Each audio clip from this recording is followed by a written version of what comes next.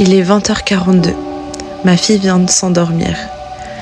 Il y a encore sa serviette de la douche sur le canapé, une assiette sur la table basse et mon sac que j'ai encore pas vidé. Et moi, je suis là, debout dans la cuisine, le regard dans le vide. Ce soir, je suis à bout.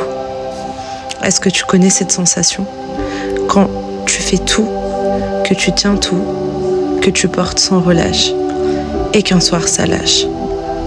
Pas avec fracas, pas comme dans les films, mais juste ça lâche, doucement, dedans. Pas de cris, pas de drame, juste un trop plein, un trop vide, une fatigue qui a décidé de ne pas partir. Je me suis posée là, ce soir. Je me suis dit, si je m'effondre maintenant, est-ce que quelqu'un va me ramasser ?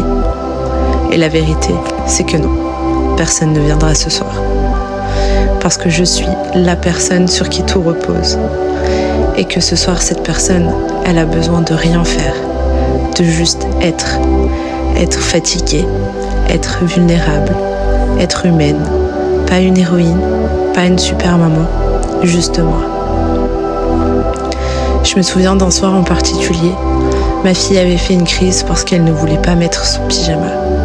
J'avais eu une journée de boulot épuisante. J'étais restée coincée dans le bureau, des demandes urgentes, des mails en retard. Et là, dans la cuisine, en coupant des carottes, j'ai pleuré, silencieusement. Pas parce que c'était grave, mais parce que c'était trop.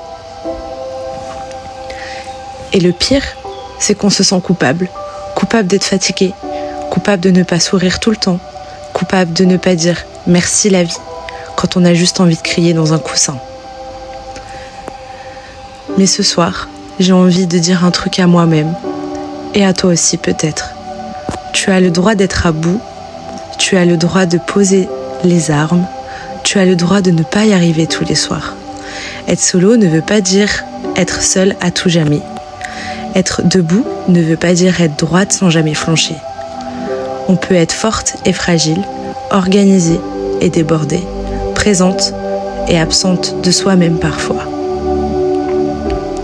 Alors voilà ce que je fais ces soirs-là.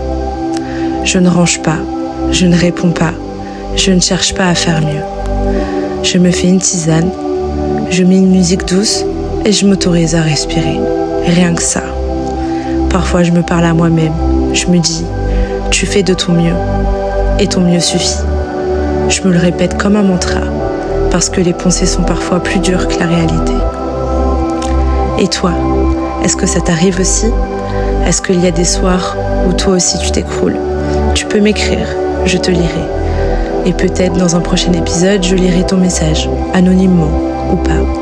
Parce qu'on a besoin de savoir qu'on n'est pas seul, parce que ces soirs-là, il existe dans plein de maisons, et qu'on est nombreuses à se dire en silence « tiens bon ».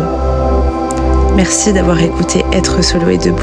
Si cet épisode t'a touché, partage-le. Tu peux aussi t'abonner ou me laisser un message.